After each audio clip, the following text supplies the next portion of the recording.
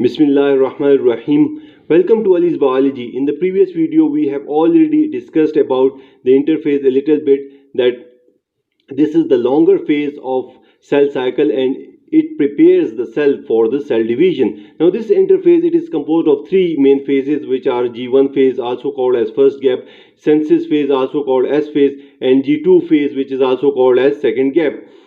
During this G1 phase, cell increases its supply of proteins, which will be utilized after cell division by each daughter cell. Number of its organelles are increased, for example, mitochondria, lysosomes, ribosomes, etc. Cell also increases its size.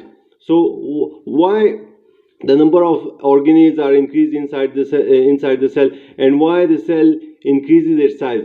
Because whenever a cell gets divided into two equal daughter cells, so it is ensured that each daughter cell must contain the equal amount of proteins, we can say the equal amount of organelles, so that that particular daughter cell is capable of performing its own activities later on. Okay, then synthesis of various enzymes also takes place, which are necessary for the next phase, which is S phase. Now coming towards the S phase, duplication of chromosomes takes place here by means of enzymes produced during G1 phase. We have already discussed this thing in the G1 phase, that certain types of enzymes will be produced in G1 phase, which will be utilized in S phase for the duplication of the chromosomes.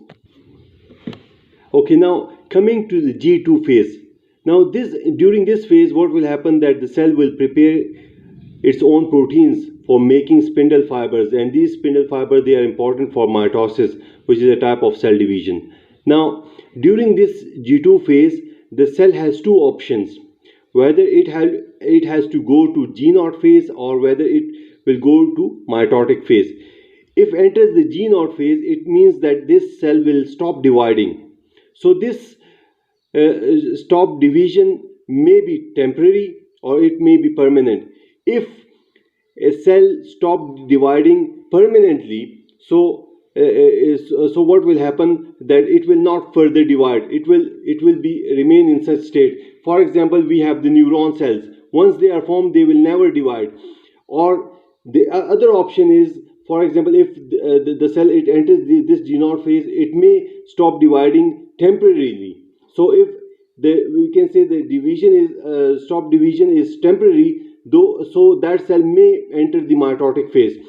So whenever it enters the mitotic phase, now what will happen, during this mitotic phase, the parent cell will be divided into two equal daughter cells.